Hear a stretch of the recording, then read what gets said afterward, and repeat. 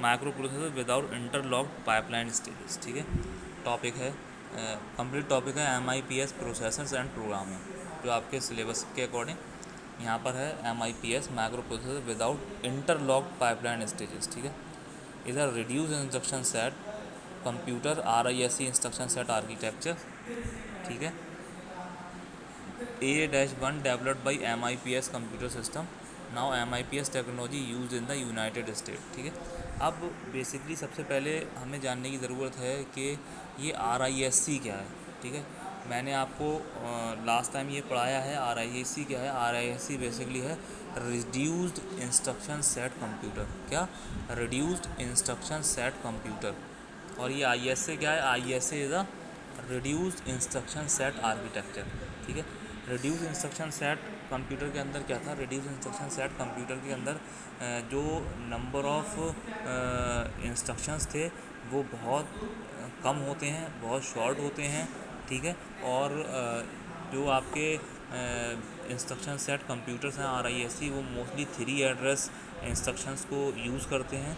ठीक है, which is fast in execution because of the instruction set, या कह लो because of the 3 address instruction set, जिसके अंदर बिकॉज ऑफ यूजिंग 3 एड्रेस या 2 addressing system the instructions number of instruction get reduced. ठीक है, जो नंबर ऑफ इंस्ट्रक्शंस होते हैं वो कम हो जाते हैं। हम मल्टीपल रजिस्टर्स का यूज़ करते हैं इन RISC कंप्यूटर। ठीक, उससे क्या फ़ायदा होता है कि मैंने आपको बताया था कि जब भी whenever we store our data या whenever we access the data from the registers, that is much faster than accessing the data from the memory.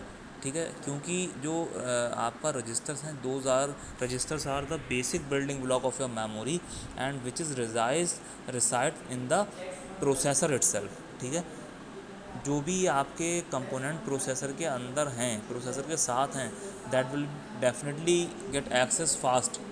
ठीक है, in comparison to the component which is outer side of the processor. ठीक है, उससे comparison में कहीं ना कहीं faster access होते हैं। That is why registers are fastly accessible. ठीक है, जिसकी वजह से क्या है, जो आपका रिड्यूस का इंस्ट्रक्शन सेट कंप्यूटर्स हैं वो फास्ट काम करते हैं। ठीक है, पाइपलाइन का क्या मतलब है? पाइपलाइन मैंने आपको बताई थी, pipeline is like your pipe. ठीक है, कि एक पाइप है, उस पाइप के अंदर आपने क्या किया, उस पाइप के अंदर आपने कुछ पार्टिकल्स डाल दी। पार्टिकल्स कह रहा हूँ, पहले आपने क्या किया, आपने पानी डाला, फिर आपने उसके अंदर दूध डाला, फिर आपने उसके अंदर पेट्रोल डाला। तो जो चीज़ आपने पहले डाली है वो चीज़ पहले बाहर आएगी।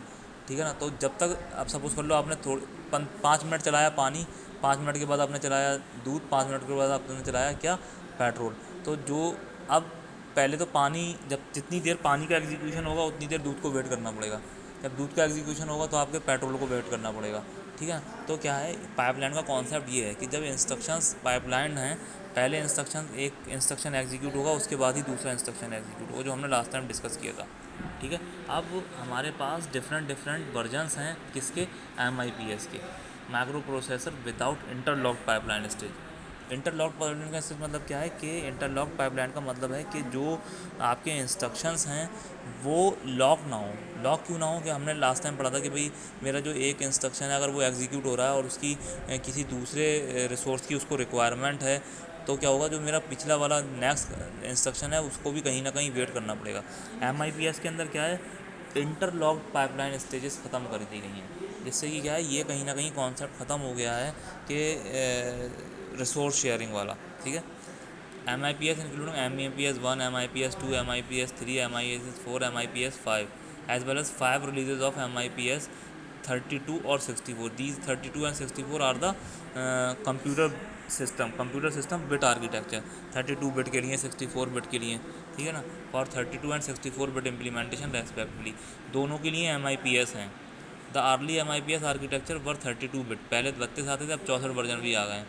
As of April 2017 the current version of MIPS is MIPS 32/64 release. ठीक है, जो कि दोनों के लिए कंपेटेबल है। ठीक है, अब जो MIPS आर्किटेक्चर है उसके अंदर क्या है, काफ़ी सारे जो एक्सटेंशंस हैं जो दैट कैन बी यूज। ठीक है। MIPS 3D which is a simple set of floating point SIMD। अब SIMD क्या है? Floating point is the single instruction multiple data. ठीक है, जो आर्किटेक्चर है single instruction multiple data that is being used in this, ठीक है, dedicated two common 3D task के लिए जो उन्होंने आर्किटेक्चर यूज़ किया है दैट इज़ SIMD।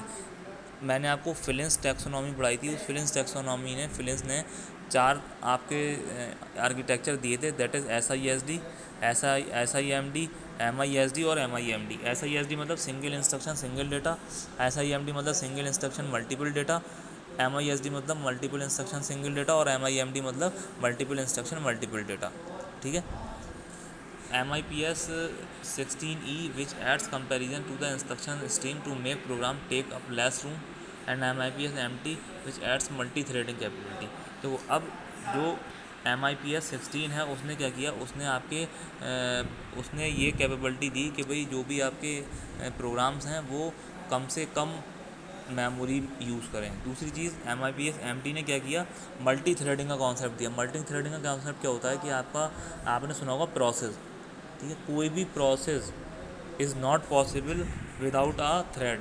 अगर प्रोसेस है तो कम से कम उसके अंदर एक थ्रेड होगा ही होगा, ठीक है, और मल्टीपल थ्रेड्स भी हो सकते हैं। तो क्या है, हर जितने भी थ्रेड्स होते हैं वो अलग अलग क्या होते हैं, अलग अलग कोर के ऊपर एग्जीक्यूट होते हैं। तो MIPS MT जो था उसने आपको मल्टी थ्रेडिंग की कैपेबिलिटी दी, ठीक है, जिससे कि आपके इंस्ट्रक्शंस साइमल्टेनियसली या पैरेलली एग्जीक्यूट हो सकें। ठीक है। नेक्स्ट है आपका computer architecture courses in university and technical schools often study the MIPS architecture. The architecture greatly influence later RISC architecture such as alpha.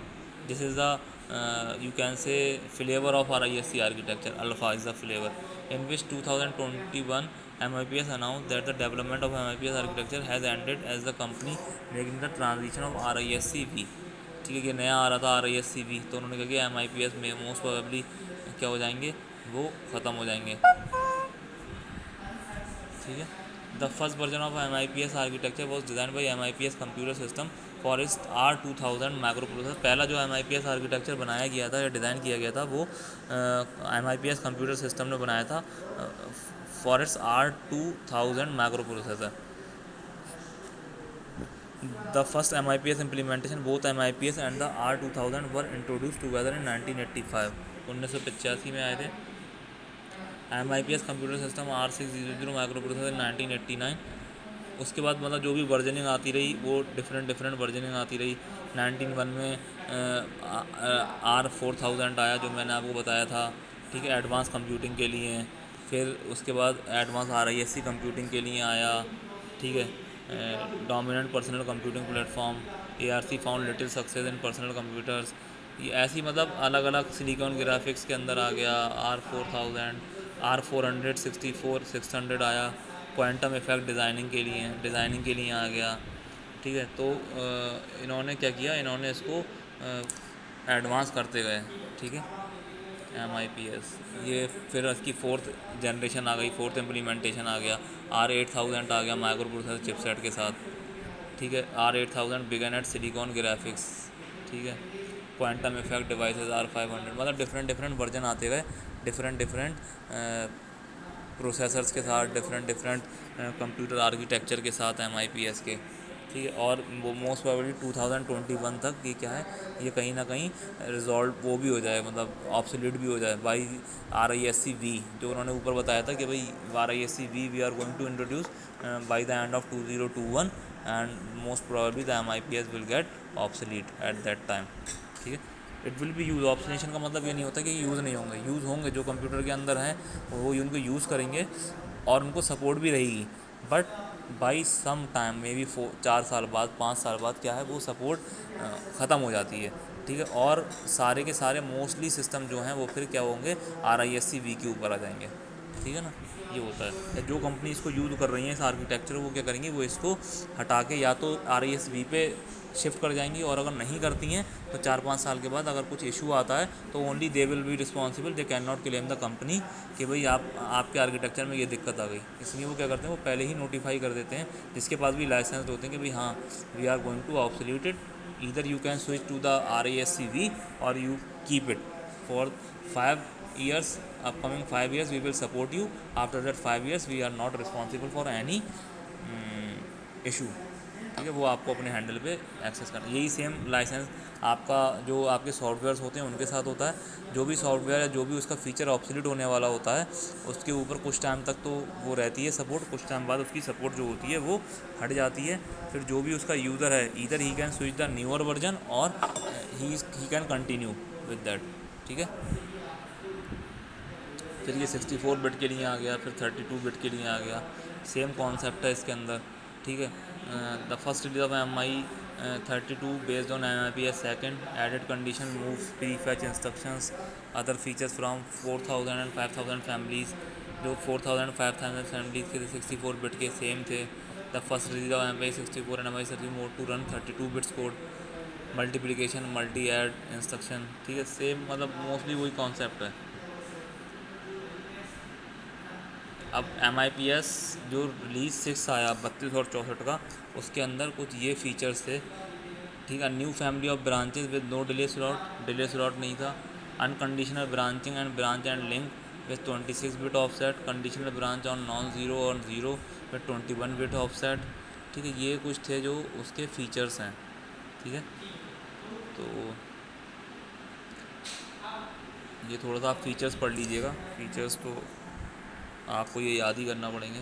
ठीक है ना, इसमें कुछ ज़्यादा समझाने वाला नहीं है। जो बेसिक कॉन्सेप्ट था मैंने आपको बता दिया कि MIPS है क्या, MIPS ने करना क्या चाहा था।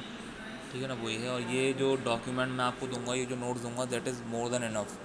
ठीक है, इसमें अगर आपके अंदर आपके जनरली MIPS पूछते नहीं हैं, और अगर MIPS के आप में MIPS में से कुछ आता है, ठीक है, तो आप ये लिख देंगे। सिस्टम ऑन चिप आती हैं, सिस्टम ऑन चिप क्या होती है इसके बारे में, या सिस्टम ऑन चिप की जो डिटेल मैंने आपको बताई थी, फीचर्स कौन कौन से हैं, कौन कौन से मॉडल हैं। ठीक है, तो वो आप ध्यान रखिएगा।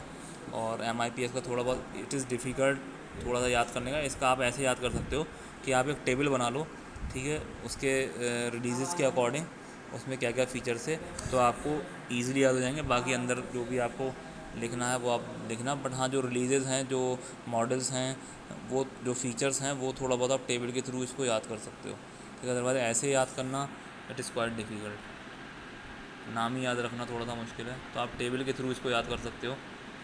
ठीक है ना, तो ये थोड़ा सा आप देखिएगा। बाकी आपका जो 6 यूनिट था वो एंड है आपका। All course is complete now. ठीक है, in this lecture I think 5 minute का टाइम है। You can ask any question if you have any doubt, और I will take your 4th lecture as well. तो अगर आपका इफ़ यू